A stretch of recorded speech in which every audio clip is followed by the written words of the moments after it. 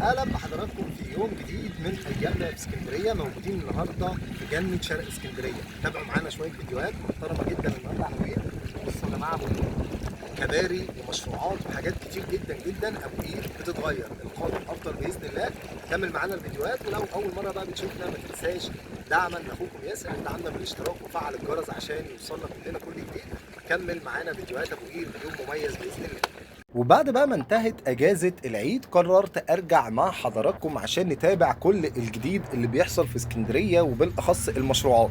موجودين النهاردة فين؟ قررت نبدأ من شرق اسكندرية، وبالتحديد اخد حضراتكم في جولة مهمة جدا جدا، ونروح على ابو قير. ابو قير طبعا حدث ولا حرج عن عدد المشروعات والكم الكبير جدا جدا من المشاريع اللي بيتم تنفيذه.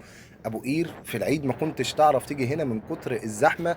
طيب ايه اللي هيحصل في ابو قير، او ايه التغير اللي بيحصل في ابو قير؟ هقول لحضرتك طبعا اللي احنا واقفين قدامه ده اول مشروع او اول مره نشوف تنفيذ كوبري بالكامل داخل البحر. اليافطه محطوطه قدام حضراتكم اهو زي ما الصوره موضحه لكم. القائم بتنفيذ المشروع شركه المقاولين العرب، شركه المقاولين العرب، ولكن باشراف من الهيئه الهندسيه للقوات المسلحه. طبعا حضرتك لو شفت شكل الاوناش بالشكل اللي احنا بنشوفه هتقول الاوناش بتسقط في البحر، ولا الاوناش بتنتحر، ولا بتعمل ايه بالظبط؟ هقول لحضرتك ابو قير بيتم تنفيذ اول كوبري هيبقى في عرض البحر. ايوه، زي ما بقول لحضراتكم كده ابو قير بيتنفذ فيها كوبري دلوقتي يا جماعه. الكوبري ده هيبقى في عرض البحر، هيبقى ماشي في وسط البحر. ده يعني انا بتخيل معاكم كده في القريب العاجل ايه اللي هيبقى يعني ظاهر معانا. متخيلين هيبقى عندك جسر ماشي في عرض البحر في ابو قير. ابو قير اللي كانت مهمله، وما كانش في حد فينا يتوقع ان ابو قير فجاه هتتغير بالصوره الكبيره دي.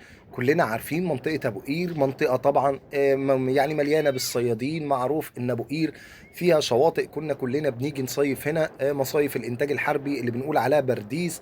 فيعني بنيجي كمان نأجر شقق هنا على البحر، وكانت اسعار الشقق يعني سعرها كان كويس جدا. كنت بتيجي تأجر شقه هنا ب 300 400 جنيه في اليوم، ومنك للبحر، والحاله كانت زي الفل والدنيا جميله.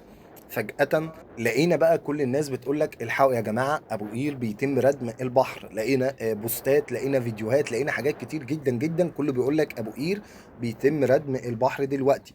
نزلنا اللهم لك الحمد، وكنا من اوائل الناس اللي تبعت. كانت طبعا اول قناه عشان ندي الحق طبعا لاصحابه، استاذه نهله القماش، قناه عالم نهله القماش كانت اول قناه نزلت ابو قير وصورت. ثم بعد كده كنت انا القناه رقم اتنين، واللهم لك الحمد.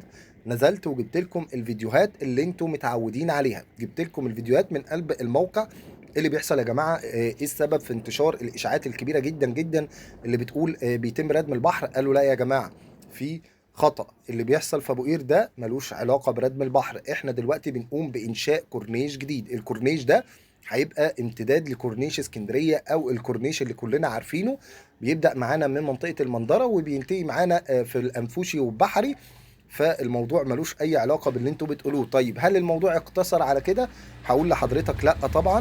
بعد بقى ما انتهينا من ردم أجزاء كتير جدا جدا في البحر وبدأ الكورنيش يوضح معانا، بدأنا نشوف الأعمال اللي جوه البحر. الأعمال طبعا اللي قدام حضراتكم دلوقتي في الصورة. بدأنا نشوف كمان اجزاء فعليه كباري بدات تبان معانا. لما سالنا برضو ايه يا جماعه اللي بيحصل، قال لك هيتم تنفيذ اول كوبري في اسكندريه.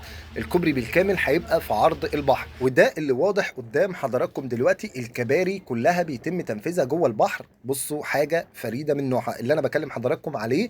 يمكن يكون حاجه احنا اول مره كلنا بنشوفها. بصوا لو حضراتكم طبعا رحتوا اتجاه الاسماعيليه والكلام ده، هتشوفوا كوبري السلام. كوبري السلام ده الكوبري اللي هو معدي من فوق قناه السويس. الكوبري ده انا لما شفته كان طبعا انجاز معماري او حاجه فريده بالنسبه لي. ولكن لما جيت ابو قير وشفت بشاير الخير وشفت الكلام الجميل اللي بيتعمل في ابو قير، بقى عندي ثقه ان الكوبري اللي هيتم تنفيذه هنا في ابو قير حاجه برضو مختلفه، حاجه تليق باسكندريه. الكوبري جاي منين؟ الكوبري هيبدأ من عند شاليهات الإنتاج الحربي ومرورا بعرض البحر، ثم يوصل للأرض المكتسبة. الأرض المكتسبة هي الأرض اللي قدام حضراتكم هناك. شايفين يا جماعة الأعمدة بدأت تبان أهو في وسط البحر. الناس شغالة في قلب البحر زي ما بقول لحضراتكم أهو.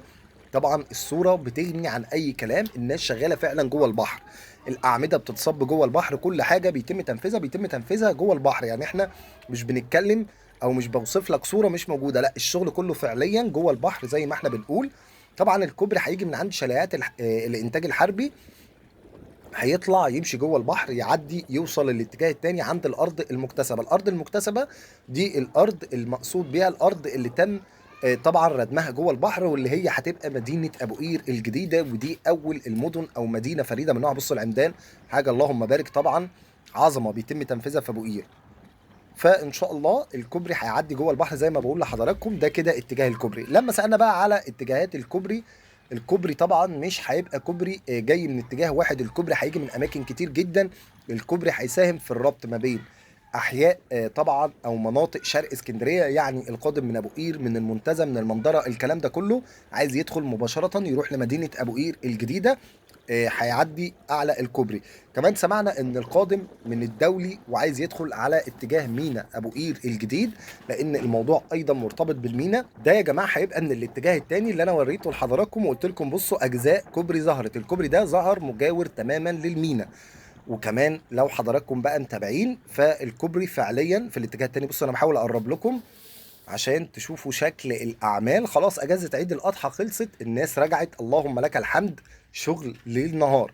كل اللي احنا بنتكلم عنه ده يعني انا اول مره، طبعا كلنا اول مره بنتابع او كلنا اول مره بنشوف اعمال جوه البحر بالشكل ده. مدينه ابو قير تقريبا خلاص، كل المنطقه اللي قدام حضراتكم هناك دي كده مدينه ابو قير الجديده. ايوه الكوبري بقى هيطلع معانا من هنا وهيلف معانا يمين في اتجاه السهم، زي ما انا بشاور لحضراتكم كده، هيمشي معانا جوه البحر. ايوه الكوبري بالكامل جوه البحر. طيب هل بقى ابو قير ما هو الا مجرد الكوبري والكورنيش الجديد، الكورنيش اللي هو برضه هيبقى جاي من المينا ومن المدينه وهيعدي معانا بطول 8 كيلو متر؟ هقول لحضرتك لا طبعا. انت عندك ايضا في ابو قير في شبكه بنيه تحتيه. بصوا احنا بنلف كده الاتجاه اللي انا بلف مع حضراتكم بيه دلوقتي، ده كده هيبقى اتجاه الكوبري يا جماعه. الكوبري هيبقى ماشي كده زي ما احنا شايفين، ايوه في اتجاه السهم كده. بصوا انا بحاول اوضح لكم اتجاه الكوبري هيبقى عامل ازاي. ايوه الكوبري بقى هيلف كل ده جوه البحر. ايه بقى اللي احنا شايفينه؟ دي كده وسيله النقل اللي بيتم استخدامها من العمال والمهندسين عشان نقدر ندخل لحد جوه البحر. زي ما حضراتكم بتشوفوا معانا طبعا، احنا على قد ما نقدر بنحاول نميز حضراتكم بكل جديد. انا بنزل بصور لك، بجيب لك تصوير من ارض الواقع، عايزك تبقى متابع، عايزك تبقى ملم بالموضوع. طبعا دي الوسيله. الكوبري بقى هيبقى ماشي مكانها كده بالظبط. فزي ما بقول لحضراتكم ابو قير الموضوع مش بس مقتصر على المينا والمدينه، انت عندك كمان المنطقه دي شواطئ شرق اسكندريه، الشواطئ بالكامل شغاله ومفيش بقى فيها اي مشكله. عشان لو حضراتكم حابين تيجوا الشواطئ هنا، ناس كتير بتقول لك لا الشواطئ مش شغاله. لا يا جماعه الشواطئ شغاله، مفيش فيها اي مشكله. وده الممشى احد ثلاثة طبعا تم إنشائهم أو تم تنفيذهم كحاجز أمواج، ولكن حتى الآن هم محطوطين برضو كده يعني كصخور، مفيش بقى أي استخدام ليهم تاني. الناس بقى بتقف تصطاد عليهم. زي ما انت شايف المية في أبو قير كريستال، المية جميلة جدا جدا، اللهم لك الحمد، مفيش أي ضرر. يعني احنا في البداية أنا مرة صورت يا جماعة فيديو، وأنا بصور الفيديو ده أنا شفت لون البحر أسود فعلا زي ما بقول لحضراتكم كده، وجيت قلت لا الشغل هيأثر على البحر والكلام ده كله، ولكن الحمد لله المية رجعت. ادي اجزاء اهي من الكوبري زي ما بقول لحضراتكم، اعمده وكمرات، والشغل حاجه اللهم بارك. الشغل بدأ يبان على ارض الواقع. يعني اللي انا بكلم حضراتكم عليه دلوقتي حاجه من ارض الواقع، اللهم بارك، ربنا يكملها على خير. عدينا خلاص اجازه عيد الاضحى، نرجع للمتابعات اليوميه، نرجع للمتابعات المستمره. انجاز جديد بيتم تنفيذه. كمان عندك القطار السريع ابو قير بورسعيد، ده ان شاء الله كمان هيتم تنفيذه للربط بقى ما بين مواني الدلتا. كمان عندك يعني الاعجاز او الانجاز، المشروع اللي اتاخر كتير جدا، مترو ابو قير. مترو ابو قير بقى ده هتلاقي بقى عندي على القناه 1000 فيديو كلهم بيتكلموا عن تفاصيل مترو ابو قير. اللهم لك الحمد، تابعنا من اول يوم والاخر يوم، هنفضل متابعين. ربنا يدينا الصحه ونقدر نتابع.